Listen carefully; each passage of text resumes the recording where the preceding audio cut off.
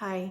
So I wanted to talk about something that I've been writing a lot about lately, and that is that in order to heal, we must feel our feelings. When we say that you must feel in order to heal, that's not just a catchphrase, that's actually based on science. So let me explain a little bit about why that is so important from a scientific perspective. So as you're aware, we've evolved over centuries, and the first part of our brain to evolve was the part that keeps us protected. So from a polyvagal theory perspective, that part of our brain evolved about 500 million years ago, the dorsal state. And in this state, we immobilize. We see no other way to protect ourselves but to immobilize so that whatever danger is will maybe pass us because we are still. So the best analogy for that is probably that of a turtle. So when it senses danger, the turtle goes into its shell and stays there till that perception of danger is no longer there.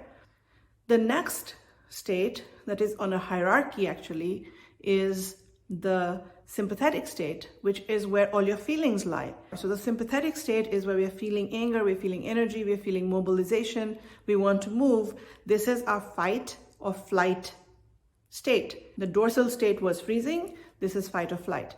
And this is the stage that we need to get to if we are in dorsal in order to get to the next state, which is the ventral state. And that's that of social engagement. That's when we are healed. It's important to understand that you cannot go from dorsal to ventral without going through sympathetic. So if you are numbing your feelings and staying dorsal, and dorsal doesn't mean that you're immobilized and you're not really functioning in the world. You could be functioning, but what you're not doing is feeling your feelings. So you're sort of in a numb state and you don't feel emotions very much. And so it's kind of flat, but you go through your day, everything is fine on the surface of it. You just don't have the ups and downs of any kind of emotion. And many, many people live their lives that way. Now, in order to get to ventral and social engagement, which is excitement and enthusiasm and, zest for life and feeling charged and creative and ready to take the world, you cannot get there from dorsal. So in order to get to the ventral state, and that is when one could say that you have healed because you're fully engaged with life. In order for that to happen and for you to get to that state, you have to go to the sympathetic state. And the sympathetic state is where the feelings lie. So next time you hear the phrase, in order to heal, you have to feel, that's what we're talking about. And it's not just something that we've just picked up. It's based on science. So I know it's incredibly hard to feel your feelings, especially if you've had childhood trauma or you have had chronic trauma or complex trauma that has lasted for a very long time in your life.